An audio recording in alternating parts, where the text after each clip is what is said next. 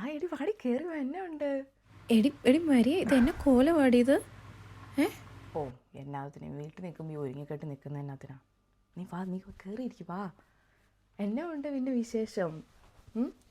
ആ ഒരുത്തൻ നഴ്സറി പോയടി, ബാക്കി രണ്ടുപേരും ഇവിടെ ഉണ്ട്. ഒരാൾ ഉറങ്ങുക. നീ എന്നോട് മിണ്ടണ്ട. നീ എന്നെ വിളിച്ചാലും കിട്ടത്തില്ല, നീ മെസ്സേജും അയക്കത്തില്ല. എടി ഞാൻ ഫോൺ വിളിക്കാത്ത മെസ്സേജ് അയക്കാത്തൊക്കെ നിന്നോട് പറഞ്ഞ നീ വിശ്വസിക്കത്തില്ല. പക്ഷേ എടി ഞാൻ നിന്നൊരു കാര്യം പറയട്ടെ, നീ ആരോടും പറയരുത്. നിൻ്റെ ഹസ്ബൻഡിനോട് പോലും നീ പറയരുത് കേട്ടോ. എങ്ങാനും നിൻ്റെ ഹസ്ബൻഡ് നീ എൻ്റെ ഹസ്ബൻഡിനെ മീറ്റ് ചെയ്യുമെങ്ങാനും അറിയാതെ എങ്ങാനും പറഞ്ഞാലോ പിന്നെ തീർന്ന് എൻ്റെ കാര്യം. എടി എനിക്കതിൻ്റെ ഫോണൊന്നും അധികം നേരം യൂസ് ചെയ്യാൻ പറ്റത്തില്ലടി. ഫോൺ അധികം നേരം യൂസ് ചെയ്തുകൊണ്ടിരിക്കുമ്പോൾ ചോദിക്കും നീ ആരോടാ ചാറ്റ് ചെയ്യുന്നതെന്നൊക്കെ ചോദിക്കും. പിന്നെ ഫോൺ ഫുള്ള് അരിച്ചു പെറുക്കും, ഏതെങ്കിലും ചെറുക്കന്മാരാണോ മെസ്സേജ് അയക്കുന്നതെന്ന് അറിയാൻ വേണ്ടിയിട്ട്. ഒന്നും കിട്ടുന്നില്ല എന്ന് കണ്ടു കഴിഞ്ഞാൽ പിന്നെ ഫോണങ്ങ് അവിടെ ഇട്ടിട്ട് ദേഷ്യപ്പെട്ട് ഇറങ്ങിപ്പോവും.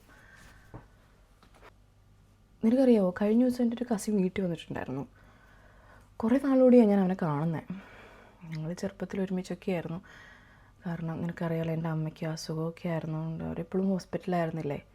അപ്പോൾ എന്നെ അവരുടെ വീട്ടിൽ നിർത്തിയിട്ടാണ് പോകുന്നത്. അപ്പോൾ ഞങ്ങൾ അത്രയും ബ്രദർ ആൻഡ് സിസ്റ്റർ, കസിൻ എന്ന് പോലും പറയാൻ പറ്റില്ല, എൻ്റെ ബ്രദർ പോലെ തന്നെ എനിക്കവൻ. അവൻ കഴിഞ്ഞ ദിവസം വീട്ടിൽ വന്നിട്ട് അവനോട് ഞാൻ 1 മണിക്കൂർ സംസാരിച്ചു. എന്തിനാ അത്രയും 1 മണിക്കൂർ സംസാരിക്കുന്നതെന്നും പറഞ്ഞുകൊണ്ട് അവനെ വിളിച്ച് പറയാൻ പാടില്ലാത്തൊക്കെ പുള്ളി പറഞ്ഞു.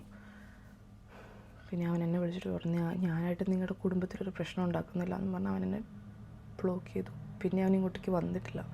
എടി പെണ്ണെ, ഇവനെയൊക്കെ ഡിവോഴ്സ് ചെയ്ത് നിനക്ക് പൊക്കൂടെ? ഡിവോഴ്സോ?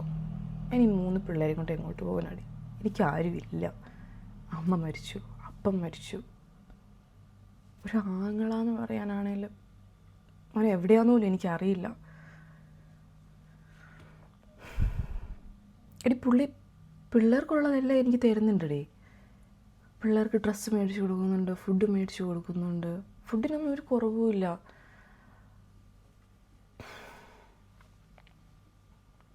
പിള്ളേർക്കാണെങ്കിൽ പുള്ളിയോട് ഭയങ്കര സ്നേഹമാണ്.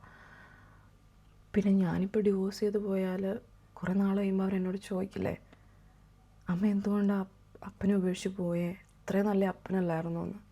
അവർക്കറിയില്ലല്ലോ ഞാൻ എന്തൊക്കെയാണ് സഹിക്കുന്നതെന്ന്. അതൊക്കെ പോട്ടെ, നീ നിൻ്റെ കാര്യം പറ.